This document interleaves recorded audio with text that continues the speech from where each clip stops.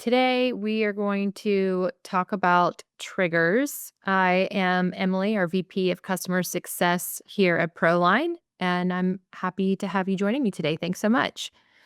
The workflow triggers, we're going to talk about what they are, how they work, and how they control when automation starts and stops inside of ProLine. Triggers are going to be the foundation of workflows. And if workflows are the engine, triggers are like the ignition. So, this session is really about helping you understand how the automation begins, ends, and stays organized. By the end of the session, you should feel confident knowing how triggers work and then when to use each trigger type and how to avoid common setup mistakes. What are triggers and why do they matter? Triggers are the starting point of automation in ProLine workflows. If you missed our session last week, Workflows is a new tool inside of ProLine that actually replaces and improves our campaign feature, our campaign functionality. So a trigger is going to tell you when something, or tell ProLine, sorry, a trigger is going to tell ProLine when something happens and what workflow or workflows should start or stop as a result. So triggers listen for activity in your account. The moment that activity begins, ProLine evaluates the trigger conditions and decides whether automation should run. There's no delay here. Triggers are evaluated instantly. And this is what allows automation to respond in real time as your projects, jobs, and events move forward through your workflow. So, how are we going to access triggers? Let me share my screen. Okay, you should see the dashboard inside of my demo account, my boards view. So, the triggers live in our workflow section. So, we're going to go to our hamburger menu and workflows. If this word says campaigns on your account, you're going to want to go to company settings and turn on this feature and enter beta features. So let's go to workflows. It's going to populate originally showing you all the workflows set up on your account. And we're going to click on the far left one here that says triggers. This page shows every trigger currently set up in your account. This is the single source of truth for automation entry and exit points. Even though you may see automation icons elsewhere in ProLine, all trigger management is going to happen here. Every trigger has two main jobs. First, it watches for the specific event, like a stage change or an event being scheduled. And then second, it starts or stops the workflows when its conditions are met. So triggers are not tied to contacts. Instead, they operate on projects, jobs, and events. And because of this, multiple workflows can run at the same time without blocking each other. And this is one of the biggest differences from the old campaign system and the new workflow system. So currently, the three trigger types that we support are listed here in this dropdown. We have project, event, and job triggers.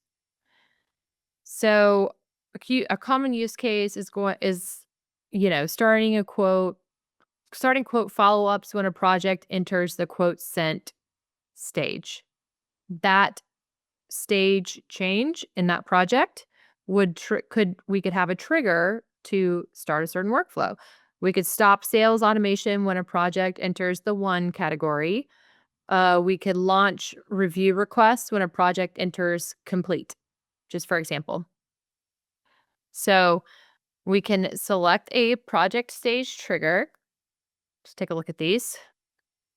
And then let's choose a specific stage. So maybe I want to narrow this down to everything that happens with new leads for the sales team. I can do the same thing with the job triggers. And there's not going to be, I could say when a job is in production. I don't have any in here. This is a demo account, so it's maybe a little bare. And then we also have event triggers. And a good event trigger option, let's just get out of this stage situation, is an inspection. So if an inspection is scheduled, what happens next, right? So the inspection is scheduled. What do we want to start? And then at what point do we stop the automations related to that stage? This is really good. I only have one on here for appointment reminders. Appointment reminders is an obvious and really great way to use this tool. Follow ups after meetings, internal task creation when certain events are booked. Those are also really good things. So, an internal task, we have those task lists that you can put on projects that would you can have trigger internally. So, if you need somebody to do literally check certain boxes before a project moves forward, you could trigger that task creation list to go out internally as well. So these automations are not just for the customers, your customers, which you can send text or emails and move things around the system with our workflows, but you can also use them for internal things as well. So, the next thing we should probably talk about is the trigger conditions because this is where they become really powerful. So, conditions let you trigger or let you control when a trigger should actually run. And each trigger can contain multiple condition groups, and each group can filter by the location, category, type, services, tags. So, let's just open up. Well, let's open up a project trigger. Let's go here. Okay, here are the conditions. So if these conditions are true, is where we're going to start, right?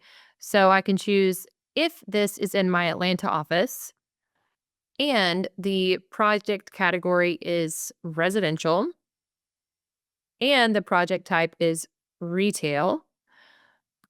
I don't know if lead source would be what I need for this here. And then, oh, actually, yes. Let's say this came in from the website. We could narrow this down as much as we want, or if you want it to be for a wider range of people, you don't want to, filter too much, but you do have a lot of options here for filters. And then another condition services include. So maybe this is something we only want to trigger for roof replacement projects, or projects that include siding may have a certain workflow or automation that goes out. And then tags, of course, are another really good way to use this. If the condition group matches, the actions run. If nothing matches, nothing happens. So one trigger can create multiple outcomes just depending on which condition group is met.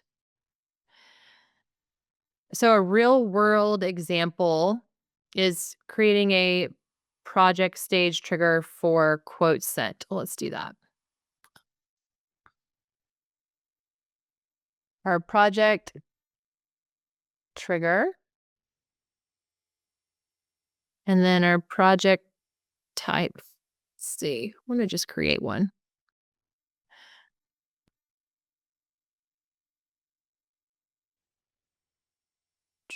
Quote sent. There we go. And I want to do, I don't want to do that one. I want to do retail. So all retail. So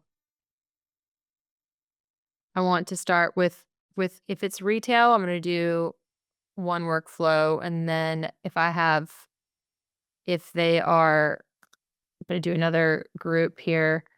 And let's say this one is insurance. And then I'm going to have a different workflow start. And then if the project tag includes blacklist, I'm going to stop all workflows for this project. And that would be because they either asked us to stop or we don't want to do business with them, whatever the situation is. We just want to stop all active workflows and outreach to that customer. Uh, Each condition group could kind of perform one or both of these actions. So this launches automation for the project, the start action. So we're going to start. This is a list of my workflows, by the way. I should have said that. If what I want to happen is, let's say I want this test workflow to start if these conditions up here are true, and then I want to stop certain workflows. Maybe I want to stop the sales follow-up workflow if this is true. Um, the important difference from campaigns, I think, to mention, since there are some current customers on here, is workflows do not stop automatically when stages change. If you want the automation to end, you have to stop it using the triggers. So stopping sales follow-ups when a project enters the one stage is a really common use case for this. Ending outreach when a project progresses to a certain stage, or just want to prevent overlapping messages, right? Um, Once the triggers are created, they're pretty easy to manage. You can delete them. So I'm going to delete this one because it's nonsense anyways.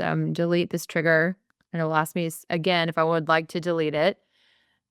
You can also just disable. So you'll notice some of these are active and some are inactive. I'm going to choose this active one. And then at the top right here, I can mark it inactive at any time. That's a really good thing to do if you're just trying to get some stuff organized and you're not ready to start to launch them yet. It's a really good way to do it. Uh, Before deleting a trigger, it's just a good idea to check active workflows to make sure nothing important is currently running from it. Active workflows are going to be here in this third category. This shows by project or by job, whatever the workflow is running on. So I know Ryan Lee is getting an email, and I could take a look at what that follow-up is going to look like in the workflow builder. But maybe I just want to make sure that nothing important is about to go out before I delete something. Okay. Um,